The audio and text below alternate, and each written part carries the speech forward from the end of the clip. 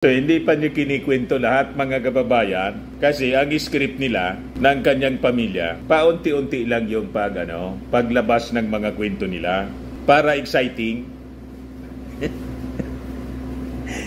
May drama po kasi pag binitawan mo na yan, mga kababayan sa isahan lang, wala na, tapos na, ano pang ikukwento?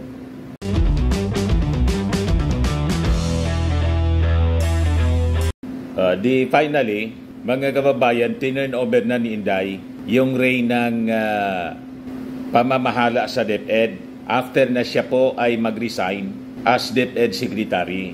Ngayon, siyempre, nandun yung mga reporters. Alam mo naman kami, natural sa amin yung pagiging makulit. Makukulit talaga po ang mga reporters. Pag hindi ka makulit, wala kang kwento.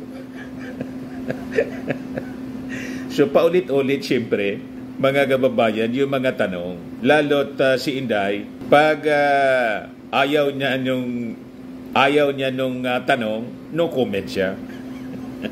Tapos, magbibitaw siya ng mga statements na paduda. Ngayon, tinanong si Inday, ano ba niya talaga yung rason? Bakit ka nag-resign as DepEd Secretary? Ito yung sagot ni Inday. Personal, work, love for country. BP Duterte explains why she resigned from Marcos cabinet. Yung personal niya, Mr. Maravillas, maintindihan pa natin kasi alam natin yung kwento. Pinersonal ng kanyang pamilya. Nilait-lait. Kampanya pa po yung ating Pangulong Bongbong Marcos. At hindi po tumigil nang manalo yung ating Pangulo. Lalong tumindi kasi gusto nang iupo si Inday. Di ba? Iyan niya, Mr. Maravillas, yung work po, binigyan siya ng trabaho, malis siya. Ang ibig sabihin siguro niya, hindi niya kaya yung trabaho talaga. Bagsak po yung performance ng mga mag-aaral sa PISA. Kaya tama lang na tinunover na niya, mga kababayan, yung pagiging DepEd Secretary. Nag-resign na siya. Itong love of country, questionable po kasi pro-China. At sabi pa ni Inday, hindi na daw siya tatanggap pa, mga kababayan, ng anumang cabinet position sa Marcos administration. Wala man sigurong offer na. At sabi ni Inday, mahabaan niya ang kwento. Sabi rito, Sara on resignation, medyo mahaba yung kwento. So, hindi pa niyo kinikwento lahat, mga kababayan, kasi ang script nila ng kanyang pamilya, paunti-unti lang yung paglabas ng mga kwento nila para exciting. May drama po, kasi pag binitawan mo na yan, mga kababayan sa isahan lang, wala na, tapos na, ano pang ikukwento? Kaya ito po, teleserye po ito, para itong mga kababayan ang probinsyano na ngayon ay ang Batang Quiapo. Kailangan subaybayan kasi hindi niya binibitawan ng isahan. Kailangan subaybayan. Hanggang 2028 elections po, mga kababayan, ang kwento. Strategy po sa politika para mauto yung mga mamamayang Pilipino. Di ba? But before natin pag-usapan, before kong ibigay sa inyo yung kwento muna, ibigay ko sa inyo. Tapos pag-usapan natin. Click subscribe muna dito sa ating YouTube channel and hit the notification bell para lagi po kayong updated sa mga kaganapan dito sa ating bansa. Like and share na rin po ninyo ng ating video. At huwag na rin po ninyo na skip yung ating mga commercial ads para tuloy-tuloy lang ang pag-unlad ng Bagong Pilipinas. Sa mga naghanap ng malinis and spacious fitness gym, pumunta lang po kayo sa aming Colossal Fitness Gym. We also offer Grab Car Rental with our brand new 2023 model ng Toyota Innova. We also accept booking for those who are planning to travel via PAL, Cebu Pacific, and other airline companies, local and international, and bills payment for Meralco Bills, PLDT, Aleco Bills, etc. Ang Colossal Fitness Gym is located at 3rd floor Security Bank Building, Lanco Business Park, Legazpi City, Albay. For inquiries, look for Jilon Maravillas. Contact number 0966-802-0949. Yan po yung aming Innova. Lagi na pong matao sa amin.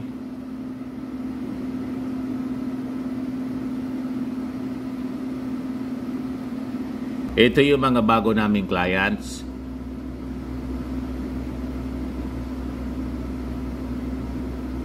Pati mga foreigners pa, mga British tourists po sila. Ito Indian National. Na-set up na rin po yung mga bago naming gym equipment. May treadmill na rin po kami. Ito naman po yung bago naming product na binibenta online. Eye Glow Serum, whitening po siya. Tingnan ninyo yung epekto sa aking anak na architect before and now. Yung mga inquiries po ninyo, dumiretso na lang kayo sa kanyang Facebook account, Riz Maravillas. Ito naman po, Firmax Firming and Lifting Cream. Pinapahid po ito sa mga pulses and affected area. Mainam po ito sa mga pains at paninigas ng mga kasukasuan. Ito naman po, Automax Radiant Serum. Sa mukha naman yung application, anti-aging siya. You will look 10 years younger than your age. Sa mga cancer patients naman po, baka lang gusto ninyo itong itry. Nengxia Red Mixed Fruit Drink, hindi man po siya gamot, food supplement siya. Kaya lang gawa siya mga kababayan sa goji berry. Ang goji berry may anti-cancer properties. Yung mga inquiries ninyo po, dumiretso na lang kayo sa aming messenger sa Facebook para masagot namin agad. Ayos po? Ayos na ayos anya Mr. Maravillas. Pero anya Mr. Maravillas, nakita mo na yung result ng survey ng Pulse Asia. Nakita ko na po. Yan po. Marcos Prison Approval Trust Ratings Deep. BP gets modest gain. Yan po ang sabi sa report ng Inquirer. Ang nag-survey, yung Pulse Asia. Di ba kita niya Mr. Maravillas? Laging mataas yung ratings ni Inday. Yung sa Pangulo mababa. Yan nga po ang katakataka. Kaya nga po, marami ang nagdududa sa mga survey. Lalo ito pong false Asia. Ginawa mo niyang false. True or false? Depende po kung sino siguro yung gusto nilang paboran. True or false yan. Duda natin nga, baka made in China po ito na false Asia. Ano ba? Kaya sabi ni Browner po, yung binulgar niya 2 weeks ago, in-infiltrate na daw yung media, yung educational institution, yung negosyo, pati mga LGUs, in-infiltrate na ng China, malamang pati mga survey firm po. Di ba? Kaya sabi ko nga mga kababayan, nakapagtataka, si Inday na wala man aros ginagawa.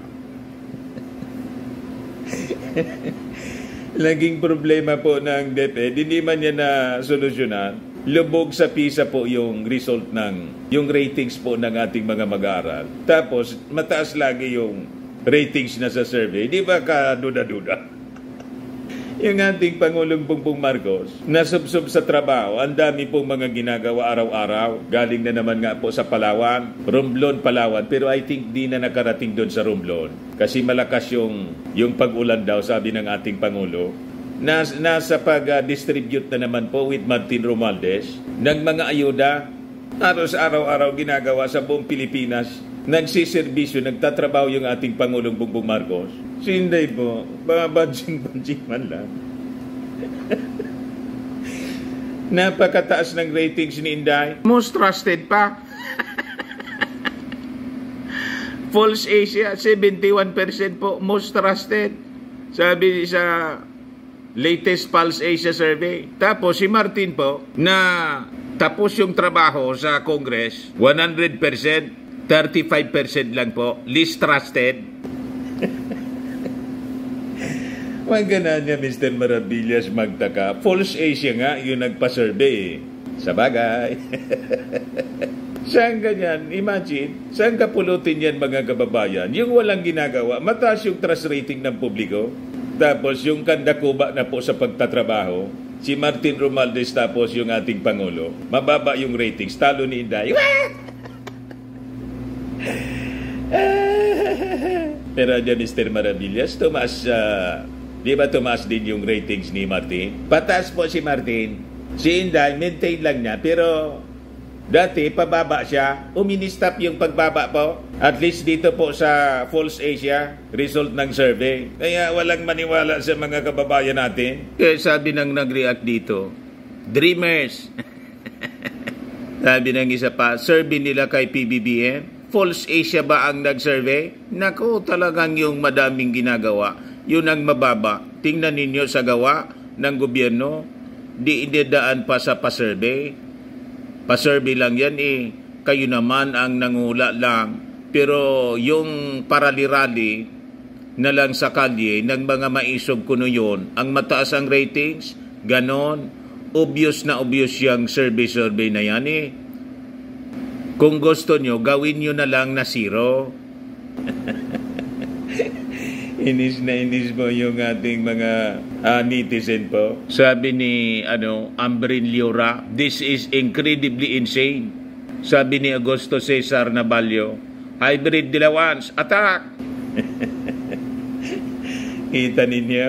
Walang maniwala po. Sabi ni Carmen Amba, inverted na rin ba rating? Sabi ni Divina Gracia, so true. 1K katao lang naman yan. False nga eh. Duda talaga po sa False Asia yung ating mga kababayan. Sabi ni Bongli ni Origins, talagang false yung survey, Sir Dante. Pro-admin, hindi naniniwala niyan. Ang sinorbe, yung mga anti-government. Alam na, Sir Dan. Sabi ni Sarah Fe Piñano, talagang napaka-powerful ang pera sa mga bayaran, pero hanggang dyan lang yan. God will honor what is in the heart. God bless PBBM. Sabi ni MD Kimson, no one in the right mind will believe that. Sabi ni Marisa Cruz Dayao, BBM pa rin kami. Saan ba nag-survey para i-kondisyon ang isip ng tao? Sabi ni Ramon Lumbres Oliva, wala ako paniwala dyan sa False Asia. Yan noon pa, ganyan yan mag-report. Yun wala pinagagawa sa gobyerno. Yun ang mataas ang ratings. Mataas at ang Pangulo na wala tigil sa pagtulong sa mga Pilipino na kababayan natin. Mababa, kaya yan False Asia. Huwag na kayo mag-survey kung ganyan lang ang pinagagawa ninyo noon pa. Yan ang ginagawa nila sa mga Duterte, sila panig, kahit walang pinagagawang magaling. Nakita ninyo, naalata yung False Asia po. Sabi ni John Earl Ordano, tama, kung sino pang walang ginagawa sa gobyerno, siya pa ang mataas. Yan sabi natin, malamang made in China po. Yung mga kaalyado nila na suportado po ng China, malamang yun ang nag-finance ng survey para i-condition yung isipan ng ating mga mamamayang Filipino. Utuin po tayo. Diyan na niya yun, Mr. Maravillas, ang analysis mo sa sinabi ni Inday na ang rason daw, una personal, tapos work, tapos love for country. Yung personal, baka po, ito wala ko man lang po, kasi ito yung mga lumalabas noon na ang gusto po ni Inday, hindi man DepEd Secretary, ang gusto niyang hawakan po, yung defense, after sila manalo, mga kababayan, hindi natin alam kasi sila yung nag-uusap kung nag-agree yung ating Pangulong Bongbong Marcos. Pero tingin ko po, hindi lang hindi nag-agree yung ating Pangulo kasi unang-una, kandidato pa lang sila. So premature pa man po na sabihin niya, okay, sa iyo yung defense pag nanalo tayo. Di ba? Malamang, ang basa ko po, yung Pangulo po, hindi man siya sinagot ng oo, sa iyo yung defense. Kasi alam naman po natin na critical po yung posisyon ng Defense Secretary, na alam naman ng Pangulo po ang inclination ni Inday. Tama? Kaya, imbes na defense, kasi nagpaparinig na si Inday, after na sila manalo, nang interviewin po ng mainstream media, interesado daw siyang awakan yung defense. Pero ang ibinigay mga kababayan ng ating Pangulo, yung pagiging DepEd Secretary. So malamang, itong sinasabi ng personal, nagtampo siya kasi hindi inono ng ating Pangulong Bongbong Marcos yung gusto niya nang sabihin sa ating Pangulo na ang gusto niyang hawakan po yung defense. Pero ito hula ko man lang, sabi ko nga kanina sa inyo, wala man tayo doon sa sa pag-uusap nila. So hula-hula man lang natin ito, theory natin.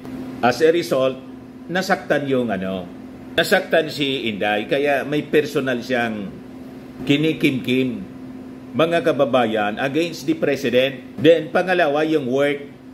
Siguro sa isip ni Inday, bakit niya ako nilagay ng ating Pangulo sa trabaho na wala man ako, by her personal admission, wala man siyang background.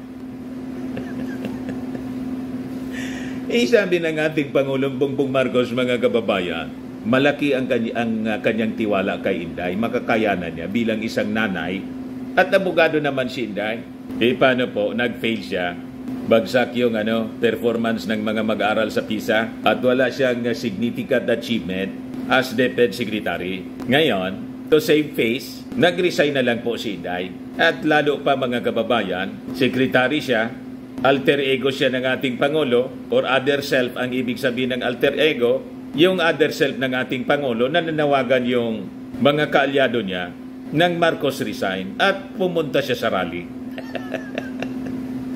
So conflict sa kanyang trabaho. O ngayon, wala na siya sa gabinete ng ating Pangulong Bongbong, at sabi pa niya, hindi na daw siya tatanggap ng anumang posisyon as secretary sa Marcos administration. Ayan BP Duterte, I will no longer serve in another Marcos cabinet post. Ano ang basa mo, Mr. Maravillas? Para maka full-time na po siya sa politika. At may panawagan sa kanya yung grupong nausog na pangunahan na.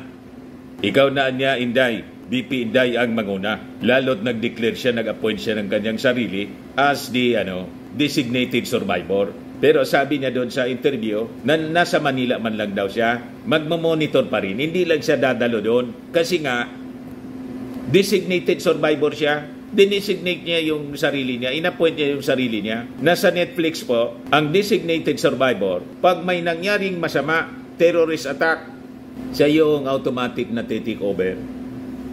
Kaya siguro hindi atin si Inday. At tinanong pa siya kung joke ba. Hindi niya yung joke, pero hindi man niya yung bomb threat. Basta ayaw lang niyang mag-attend. Madaling sabi sa ating in street parlance, tinupak lang. Di ba? Pag isang tao po tinupak, kahit walang rason, ayaw ko niya. Hindi ayaw. Yan po, mga kababayan. Di niya, Mr. Maravillas daw ang focus ni Inday. Ang sabi niya po, magpo-focus na lang daw siya sa mga projects ng Office of the Vice President, pagbibigay ng medical, burial assistance, and legal assistance to teachers. Yung trabaho po ng mayor, ito, ikuan lang po. Walang komplikasyon dito. Hindi mo kailangan gumamit ng isip. Di ba?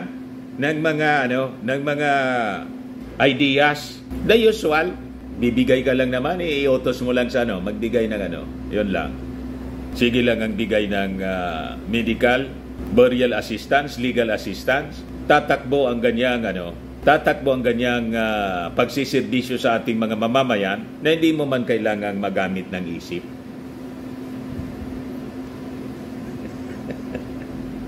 Di ba? Kahit sino pwedeng gumawa niyan, ng trabaho niyan. Sabihin mo lang, magbigay lang kaya. Ayos na. Hindi mo kailangang gamitin yung isip, magpagalpa sa kakaisip. Pero yung relasyon ko sa ating Pangulo, okay man.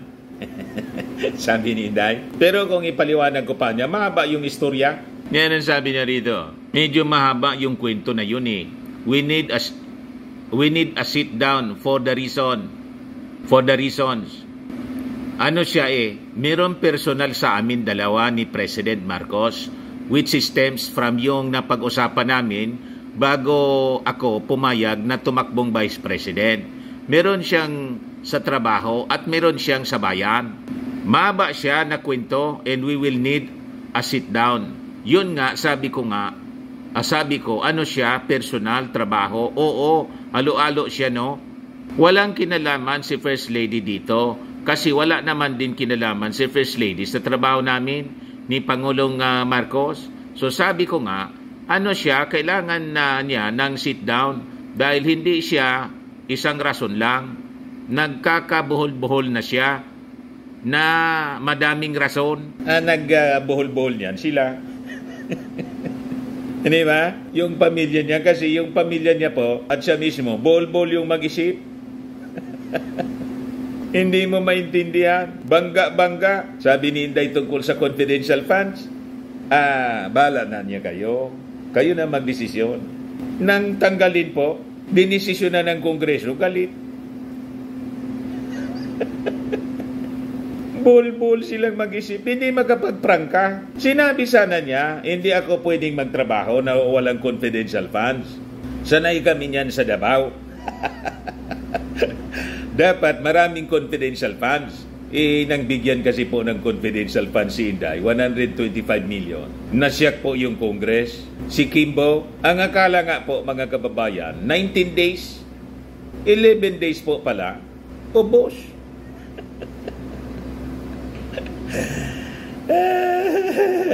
Di ano pa niya, Mr. Maravillas, ang theory mo? Ang naririnig ko sa kampo niya, umaasa ang kampo ng mga Duterte na kasi pumayag daw si Inday na tumakbo bilang vice presidente. So, in the next election, presidential election, dapat siya yung basbasan. Yan yung naririnig natin na mga sinasabi ng kampo nila. Siguro sabihin niya kung may usapan na gano'n o baka inisip lang nila. Kasi sabi ko nga mga kababayan, wala man sigurong gano'n na agreement na pag nanaloan niya tayo, presidente, vice-presidente, next time, ako naman yung tatakbo sa pagkapangulo. Baka wala mang usapan, inassume lang niya. At nakita niya ngayon, mga kababayan, pumoposisyon si Martin Romualdez, kaya sinisiraan si Martin Romualdez. Si Martin po, wala mang ganong intensyon. Tatakbo nga po, re-election lang as congressman. Wala man pong sinasabing ganon. Gusto lang ni Martin Romualdez po na tumulong. All out yung kanyang pagtulong sa ating Pangulong Bongbong Marcos. Isa pa, pinsan siyempre. Ako tingin ko, doon nagselos yung kampo ni Inday. Si Inday mismo nagselos po. Kaya sumama yung loob. Kasi po, from day one pa lang, nang manalo sila, ang iniisip na ni Inday, yung to make over as Pangulo.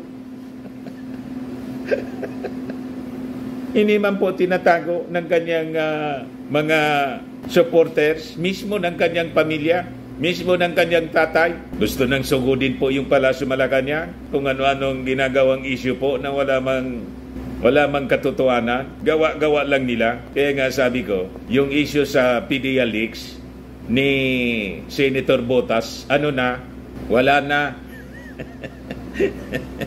Hindi nagtagumpay yung investigation in aid of destabilization. Kaya yung nausog po, ikot ng ikot sa buong mundo. Walang makumbinsi rito po sa Pilipinas na sumuporta sa kanila para gatungan na people power. Nandun sila ngayon sa ibang bansa. Sa New York daw may nausog.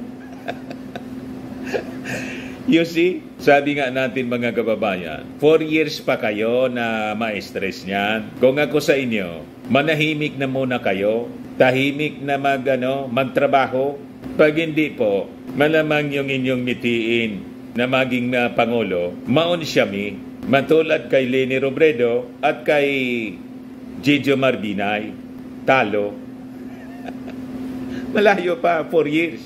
Sa ratings po, mga kababayan, si Martin Romualdez pataas ng pataas, si Inday, pabulosok, minsan po, tumataas ng konti, 2% man lang po, yung tinaas ni Inday, 4 years pa, ang hirap i-sustain ng ganyan pong ratings. Kaya sabi ng nag-react dito, we will shorten it, kasi mahaba daw yung kwento niya. We will shorten it and make it simple. You are not capable as DepEd Secretary. Second, nawala ng tiwala sa iyo ang community mo. Tama. Sabi ng isa pa si Sofia Eldevic, Vice Presidente ba talaga siya? Ang gulo niya talaga. lumabas na lang sana siya sa mundo ng pagka-vice presidente niya. Resignation is the key. Kita ninyo, masama yung reactions ng mga netizens po. Sabi ni Nona Dalodong Inakay, how can she be a president when she talks? She cannot communicate in layman's language. It shows on her breathing, like father, like daughter. Diyos nga, Minora, Gorgor. Sabi ni Ted Santos, calling Tito Boy or Tony G, my next guest na kayo. Minsan BP, madalas artista. Madrama kasi. Sabi ni Elvera, wento niya, walang wenta. Yon lang yon. Sabi ni G. Lloyd, oh, the drama. Walang makuhang simpati si Inday sa mga netizens po. Nagre-react sa mga sinasabi niya. Sabi ni Lihi Salonga, why not resign sa pagiging BP? Sabi ni Christine Sonsa, parang tatay niya magkwento. Nakakahilo. Sabi ni Weng Bautista, hindi niya masabi na naglalaban ang mga selfish personal interest nila.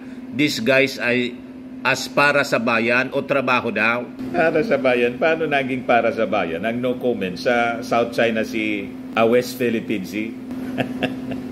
Ibabaliktad kung magsalita sila. Sabi ni John Fulgado Jr., bakit pinag-aaksayahan ng media na interviewin yan? Side lang niya ang mahalaga. Ayaw niya nang may tanong.